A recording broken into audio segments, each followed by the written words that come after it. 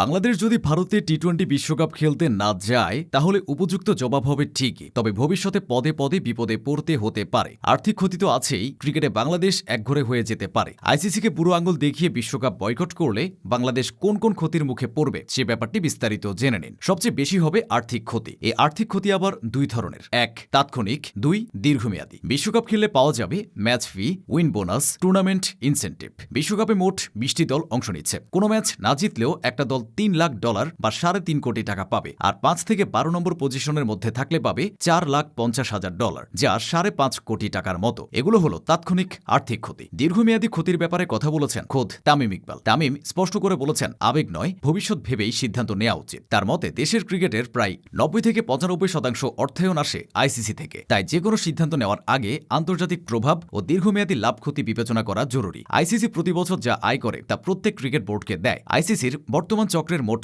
আয়ের 4.46% পাবে বাংলাদেশ, অর্থাৎ বছরে প্রায় $2,67,00,000। ভবিষ্যতে বিসিবির কপালে আইসিসির আয়ের আরও ক্ষুদ্র অংশ জুটতে পারে। আর্থিক ক্ষতির পর আসবে কোণঠাসা হওয়া ঝুঁকি। বাংলাদেশের সঙ্গে অন্য দেশগুলোর হুটহাট সিরিজ বাতিল হলে অবাক হওয়ার কিছুই থাকবে না। 2026 সালের আগস্ট সেপ্টেম্বরে ভারতের বিপক্ষে বাংলাদেশের হোম সিরিজ আছে, এতে একটা প্রভাব পড়তে যাচ্ছে। তখন ভারত বেঁকে বসলে বাংলাদেশ আর্থিকভাবে প্রচুর ক্ষতির সম্মুখীন হবে, কেননা ভারতের বিপক্ষে সিরিজে সবচেয়ে বেশি আর্থিকভাবে লাভবান হওয়ার সুযোগ থাকে। এমনিতে ইংল্যান্ড ও অস্ট্রেলিয়ার মতো সেনা কান্ট্রিগুলো বাংলাদেশে আসে না, নিজেদের দেশেও ডাকে না। ফলে ভারতের মতো বড় দল যখন মুখ ফিরিয়ে নেবে তখন ক্ষতি হওয়াটা স্বাভাবিক। তাছাড়া বিসিসিআই এর অদৃশ্য প্রভাবে ওয়েস্ট ইন্ডিজ, আফগানিস্তান ও নেপালের মতো দলগুলো বাংলাদেশে আসতে অপারগতা জানালে বিপদ আরও বাড়বে। ভারত ও আইসিসির সঙ্গে দ্বন্দ্বে জড়িয়ে পড়ার ফলে বাংলাদেশ টুর্নামেন্ট হোস্ট করার যোগ্যতা হারাতে পারে। উদাহরণ খুঁজতে খুব বেশি পেছনে যাওয়া লাগবে না। 2024 সালের নারী টি-20 বিশ্বকাপ বাংলাদেশে হওয়ার কথা থাকলেও রাজনৈতিক ও নিরাপত্তা ইস্যুতে সেটি সংযুক্ত আরব আমিরাতে সরিয়ে নেওয়া হয়েছিল। এমনিতেও বিসিবি খুব বেশি টুর্নামেন্ট হোস্ট করার সুযোগ পায় না। 2031 ওয়ানডে বিশ্বকাপ ভারতের সঙ্গে